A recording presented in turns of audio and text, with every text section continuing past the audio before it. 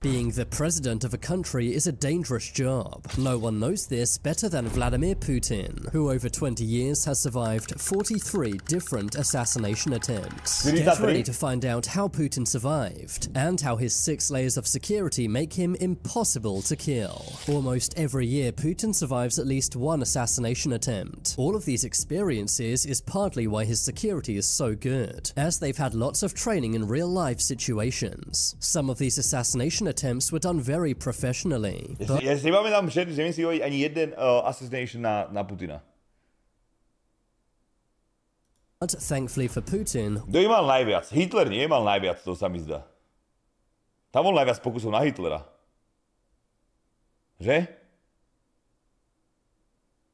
all of them were foiled. There was an attempt on Putin's life as soon as he became president back in 1999. This was by the Russian mafia. Putin had begun cracking down on organized crime, which at the time was plaguing Russia. In retaliation, the Russian mafia tried to bomb Putin's car. A bomb was planted, but Putin's security found it. Some of the mafia members involved went to prison, while others were taken out. Later that year, Putin was almost assassinated in Uzbekistan. Uzbekistan militants planned to assassinate Putin while he was there on a state visit, but the plot was uncovered and the militants were arrested. A year later, in 2000, Chechen separatists planned to assassinate Putin. During his visit, a remote-controlled bomb was detonated near Putin's motorcade. Several of Putin's bodyguards were injured, but Putin himself survived. In 2002, Putin was almost assassinated using a jar of poison jam to have breakfast at a hotel in Crimea, but Putin's food testers discovered the poison jam before he ate it. Also in 2002, Putin went to a parade in Moscow's Red Square. In a nearby building, snipers were in position to take out Putin, but the Federal Protective Service, or FSO, caught wind of this and swiftly arrested the snipers. As if 2002 couldn't get worse for Putin, he was nearly assassinated again,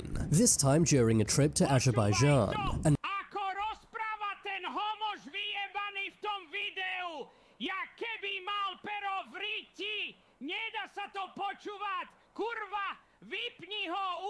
An Iraqi man with connections to Chechen separatists wanted to assassinate Putin. He planned to plant explosives under Putin's car. However, the Azerbaijan police discovered his plan. The man was soon arrested and later sentenced to 10 years in prison. The same year, another man tried to blow up Putin with a bomb. He planned to drive along the motorway next to Putin's motorcade and from his car detonate a 40-kilogram explosive. Luckily for Putin, the FSO found out. They rerouted Putin's motorcade, while at the same time ambushing and eliminating the would-be assassin. In 2003, Putin was nearly assassinated during a visit to the UK. 2 Russian men planned to assassinate Putin with snipers, but they were arrested by British officers from SO13, which is the UK's elite anti-terror police. The following year, the FSO discovered a plot to poison Putin's food. This was during a visit to a foreign country. Where this happened,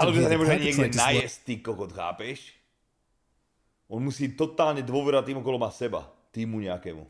Remains classified, but it seems no food gets anywhere near Putin without being tested first. But some attempts on Putin's life are very close calls. In 2012, Putin visited Ukraine. During the trip, several men were arrested on the Black Sea. They were Chechen separatists who planned to take out Vladimír Putin. They had built various bomb vests. They had planned to blow up Putin and themselves. But luckily for Putin, Ukrainian police arrested the men. By now, you're probably asking, how is it possible for Putin to survive so many assassination attempts? You might think he's the luckiest man in the world, but luck has nothing to do with it. It's all thanks to Putin's 6 layers of security that make him an impossible target to kill.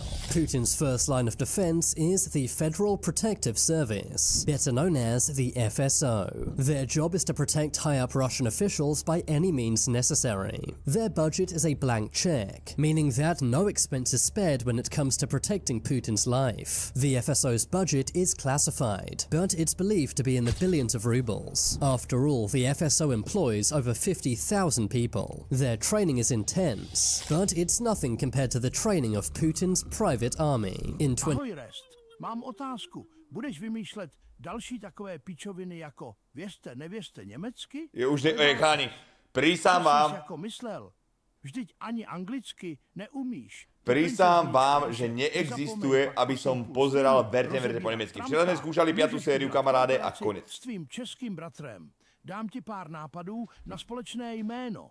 Čekest, Restocloud, Čekorest, Restčekes, Čekosteron. Jeffy, no 2 mesiace resub, ďakujem veľmi pekne, kamaráde, díky. 2016, Putin formed the Rosguard. This is a private army which reports directly to Vladimir Putin, comprised of over 340,000 troops. The Rosguard's job is not to stop external assassination attempts, but instead to quell any internal threats to Putin, for example coups or military takeovers. Putin's final human line of defense is the Presidential Security Service, better known as the SBP. Their job is to secure the president's life. These are the guys who will literally jump in front of bullets if they need to. The SBP are Putin's personal bodyguards, but as there's so many people behind the scenes, they should never really be used. The FSO and the Rosguard should have taken out any threat before the bodyguards even got involved. If Putin's bodyguards ever need to take action, this means over 2,500 people... To tam bude ukázané, že jak najbližšie sa k nemu dostali, že koľko ich dokázali, akéby, vieš, týchto lajerov preskočiť. Already failed in their jobs. Putin's bodyguards have insane training and a big responsibility. Instead of restraining any potential threats, their directive is to take them out. They're authorized to kill anyone who they perceive to be a threat. Putin's bodyguards are not allowed to be ex-police. That's because their training and restraint might make them less likely to use lethal force. Instead, Putin's bodyguards are mainly operational psychologists, coming from the highest ranks of Russia's special forces. They're trained in spotting potential threats simply by analyzing a person's facial expressions. Putin does not allow his bodyguards to display any sign of weakness, meaning they must be equipped to deal with extreme temperatures. This means no sweating in heat or shivering in cold is Putin do oného, hej? Do ľadovej vody, ty kokot, takto. Display any sign of weakness, meaning they must be equipped to deal with extreme temperatures. This means no sweating in heat or shivering in cold is allowed. Putin's bodyguards must be very strong and able to run for miles with no breaks. They also must be between 19 and 35 years old, be between 5'7" and 6'2" in height, and weigh between 75 and 90 kilograms. They must also speak at least 5 languages and understand politics. Something you'll notice about Putin's bodyguards is they're always carrying briefcases. However, these aren't briefcases at all. Instead, they're expandable bulletproof shields. Putin's bodyguards are also equipped with 9mm Gurza pistols, loaded with armor-piercing bullets. Putin's bodyguards also hold umbrellas. These do act as normal umbrellas, but they're made of Kevlar, meaning that they can double up as bulletproof shields. Some of Putin's bodyguards are even dressed in plain clothes. They blend into crowds, allowing them to get close to anyone they think could be a threat. Some of Putin's bodyguards will be far away, hidden in nearby buildings with snipers. Some sniper nests are clearly visible to deter any potential attacks, while others are stealthily hidden away. Putin's bodyguards also check any room he goes into before he enters, making sure there are no explosives, cameras, or listening devices. They also examine and taste all of Putin's food, making Putin impossible to poison. But Putin's 6 layers of defense don't just include humans. For example, Putin's limo. Putin already has an insane motorcade. Everywhere he goes, dozens of cars and motorbikes follow. Putin's limo is a Russian-made Aura Senate. The limo is bomb and bulletproof from every angle. It's even resistant to chemical gas attacks. There are tiny cameras all over the car, allowing Putin's bodyguards inside the car to see every angle. There are even secret exits on the car's roof and rear, as well as various hidden compartments for AK-47s. But nowadays, Putin does most of his traveling by train. He does this using a so-called ghost train. Putin's train looks exactly the same as any other train in Russia. The only external difference are the signal blockers mounted on top. But there is nothing regular about the interior of Putin's train. The interior is very luxurious, complete with health and fitness centers, various offices, an entertainment room. Však ty kokot, vieš, keby sa rozhodne, že do piče, vieš čo, treba zmiznúť z týchto veľkých miest, tak ty kokot, tam cez Rusko vo vlaku sa jebe.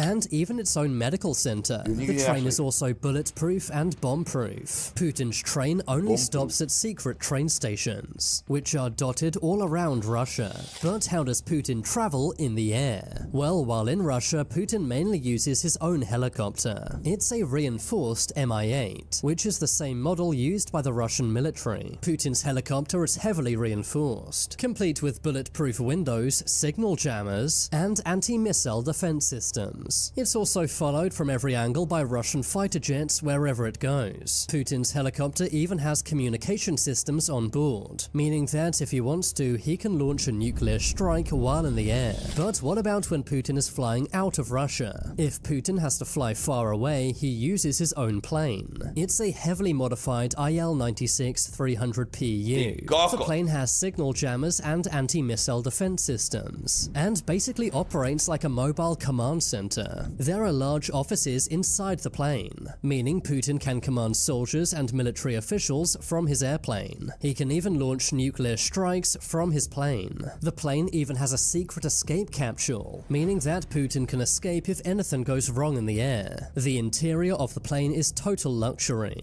with gold decorations all over the place, as well as gyms, bedrooms, shower rooms, and Jak dáš do lietadla fitko, ty kokot? more. Not surprising, seeing as Putin's plane cost over $550 million. All of these layers of security make Putin an impossible target to kill. It may seem over the top, but seeing as Putin has survived over 43 assassination attempts during his tenure, maybe all of this is totally necessary. And due to the ongoing invasion of Ukraine, Putin has a bigger target on his back than ever before. But now it's time for you to make your voice heard. What are your thoughts on Vladimír Putin? Tohle si pusť. Čo to je? To je ako ne? Jeho barák?